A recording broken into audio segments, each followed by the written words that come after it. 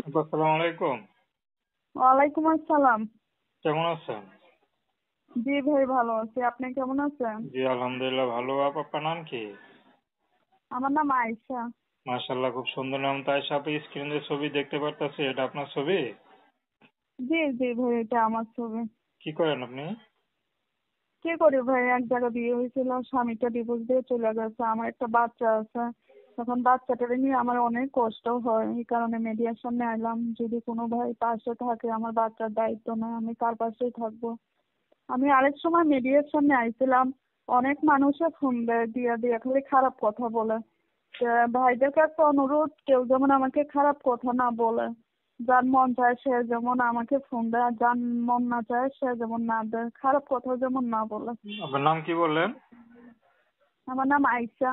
আয়েশা আপা, আপনি এত সুন্দর হয়ে এত আপনার স্বামী কেন চলে গেল?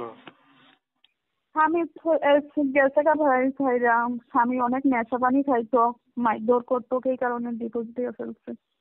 আহ, এখন কিভাবে চলেন? এখন ভাই মানুষের বাড়িতে কাজ করি, এর জন্যই তো মিডিয়ার সামনে আইলাম। যদি কোনো একটা মনের মতন একটা মানুষ পাইতাম, আমার দায়িত্ব নিতুক, আমি তার কাছেই বিয়ে শাদী বসলাম। আচ্ছা আচ্ছা, তো সে যদি বিবাহিত হয়, আপনার তো বিবাহিত হয়। তাতে কোনো সমস্যা নাই ভাই। আচ্ছা, তো দর্শক, আপনারা আয়েশা আপুর কথা শুনলেন। তো প্রেম ভালোবাসা, সাহায্য সহযোগিতা, বিয়ে শাদী করা একান্ত আপনাদের ব্যক্তিগত ব্যাপার। তো আসুন আমরা 5 ওয়াক্ত নামাজ পড়ি, সর্বদা দেশের সেবা করি। আপু ভালো থাকবেন।